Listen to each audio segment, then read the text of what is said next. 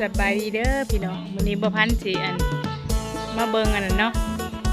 เบิ่งเพื่อนเนาะเพื่อนของพี่สาวบ่พันเพิ่นอยู่2 เมกบ้านเอื้ออาทรเพิ่นมาซื้ออยู่เลยเนาะแต่ว่าซื้อแบบอันนั้นเพิ่นมาซื้ออยู่เลยพี่น้องนี่มีต้นไม้อันนี้หนาเลยนี่หน้าว่าในทางเขาแต่ซื้อไว้แต่เพิ่นยังบ่ได้มาอยู่เนาะซื้ออยู่อัน2 เมกมาเอื้ออาทรไปเบิ่งบรรยากาศข้างใน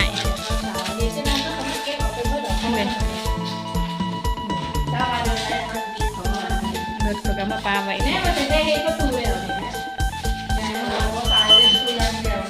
เดี๋ยวห้องน้ำตัวนี้ห้องน้ำ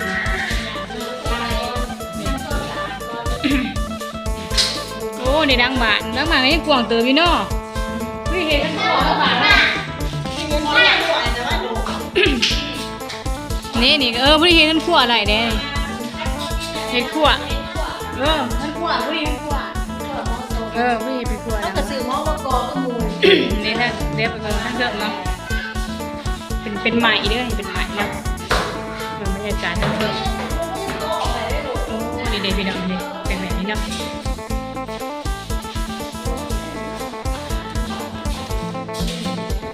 นั่งนี่เป็นพันซื้อเด้พี่น้องพันซื้อ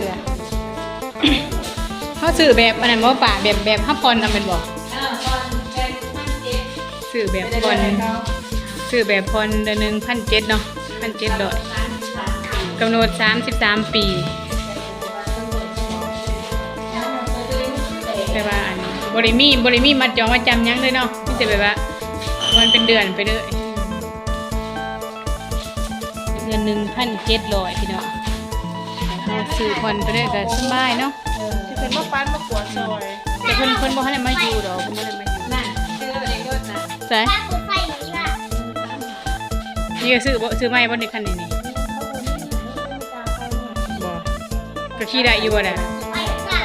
บ่จะไปแปลงนี่เพิ่นไปตลาดใช่เด็กที่บ้านตัวนี้บ่แม่นบ่นี่โอ้ผู้ดีเด้อพี่น้องเอาเด้อเด็กที่บ้าน09/24ผู้ดีเลยเดี๋ยวสิจัดเด็กสิจัดโอเคปิดไว้แล้วคนไหนมาอยู่เนาะจะมีได้ดังอยู่พี่น้องอยู่เอื้ออาทรมันเอื้ออาทรเลย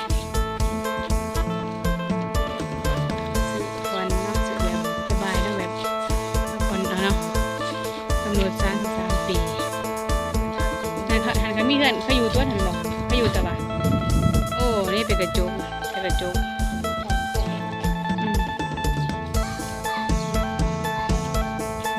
ก็อยู่ดิก็มีได้คนบ่อยู่นี่บ่นี่เขาก็อยู่เนาะมีคนอยู่นี่ก็ทางนะทางก็เป็นปั๊มนะก็เป็นปั๊มก็มีซีเว่นปั๊มใหญ่เมื่อนั้นก็เป็นเพื่อนพี่สาวที่เพิ่นอยู่คล้ายต้นไม้แต่ว่าหลังนี้เพิ่นเสือแต่เพิ่นบ่ได้มาอยู่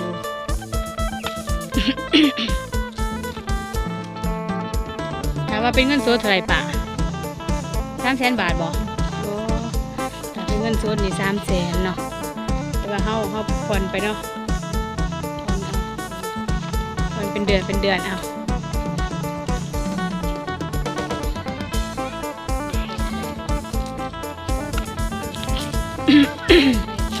บรรยากาศทางเขาไปม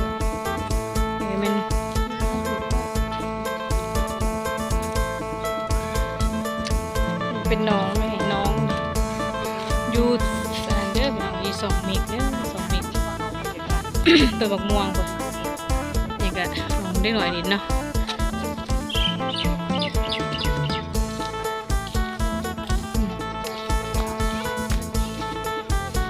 มันหารสมตู้เย็นตู้ซักผ้าครบแต่ว่าได้ใกล้จากนาทางตัวนี้จากนาทางเพื่อนป่าอยู่เนาะ บ่ได้ใกล้ย่างไปทางน้อยเดียวกับแม่กันนะท่าโอ้บ่ฮู้พี่น้องโอ้บ่ฮู้เป็นโดกดีพอถ่ายบ่ฮู้นี่เด้อ พี่น้องเด้อมันบรรยากาศพักบ่ฮู้มึงแน่นี่บ่ฮู้เนาะมีแต่หมาอยู่เถอะหมดอันต้นอยู่หุ่มใบอยู่ดุม